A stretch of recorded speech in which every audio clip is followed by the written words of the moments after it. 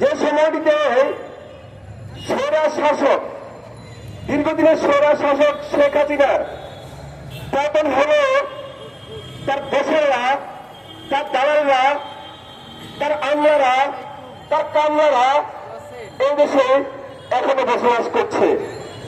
এই দেশের মানুষের মধ্যে হিংসাত্ম মনোভাব ষড়যন্ত্রের চেষ্টা করছে। আপনারা দেখেছেন যে গত 3 মাসে যত সব ঘটনা ঘটেছে, যেসব হত্যাকাণ্ড হয়েছে, এর পিছনে হয়তো ছাত্রলীগ, হয়তো আওয়ামী লীগ, হয়তো যুবলীগ, এইসব লীগের হাত রয়েছে।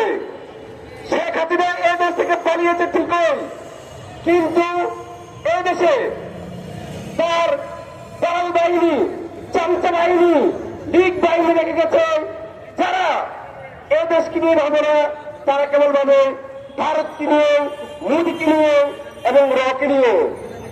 আপনারা জানেন এই শেখ হাসিনা কিভাবে দেশে ক্ষমতা ছিল। ক্ষমতা ছিল একটি শক্তি দিয়ে, সেই শক্তিটির নাম হচ্ছে যে র এবং ভারত।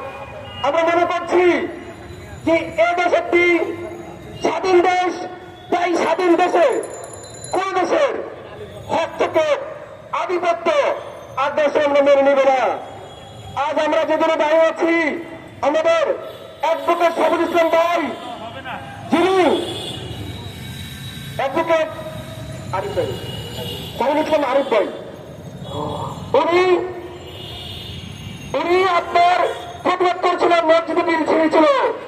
আমরা কখনো আপনার দেখেছেন যে শেখ হাসিনা পতনের পরে বাংলাদেশের মুসলমানরা আর আমরা মন্দির পাহারা দিয়েছিল, কিন্তু এই ইসকন নামের এই সন্ত্রাসী সংগঠনটি, উগ্র সংগঠনটি বাংলাদেশের সম্প্রীতি নষ্ট করার জন্য, সম্প্রীতি ধ্বংস করার জন্য বাংলাদেশের মানুষকে নিয়ে বিপদ ছড়াচ্ছে, উগ্রবাদী ছড়াচ্ছে, এই দেশকে নিয়ে সম্প্রীতি নষ্ট করছে।